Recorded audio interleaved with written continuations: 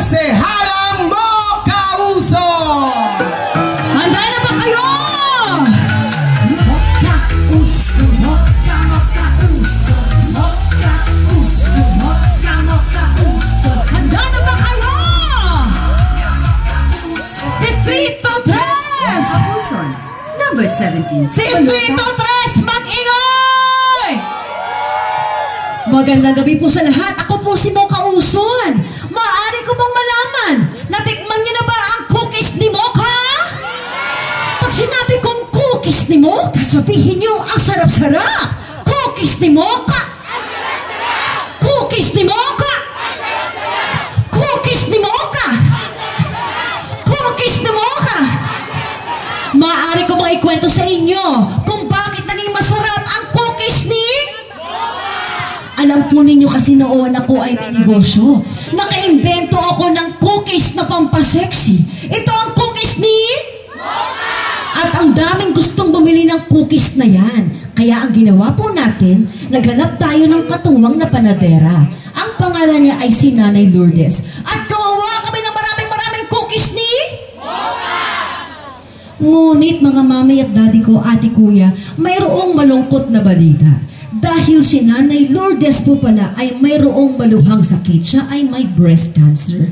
Kaya nung nalaman po natin yon, ang cookies ni Mocha na nagsimulang negosyo ay nagkaroon ng advokasya dahil tinulungan natin si Nanay Lourdes at iba pang mga nanay at kababaihan na may breast cancer na magkaroon ng pangkabuhayan at matulungan sila sa kanilang pagpapagamot.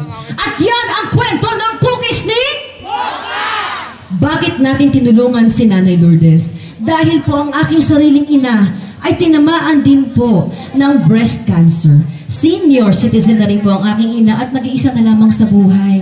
Mayroon po bang mga senior citizen po dito? Mukha lang po kayong 17. Mocha Uson, number 17 sa balota. Totoo po ba na mahal ni Yorme ang mga senior citizens?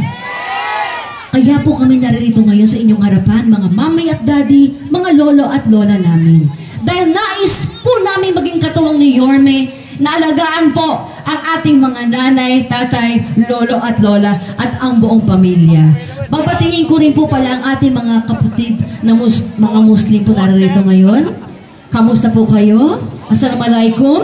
Excited na po ba kayo makita ang ating espesyal na panauhin mamaya?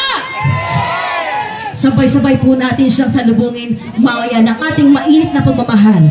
Panghuli na lamang po, si Mocha Uson po ay nagserbisyo sa nasyonal na gobyerno sa pamumuno po ng ating mahal na dating Pangulo na si Rodrigo Roa Duterte. Meron po ba nagmamahal dito kay Tatay Digong?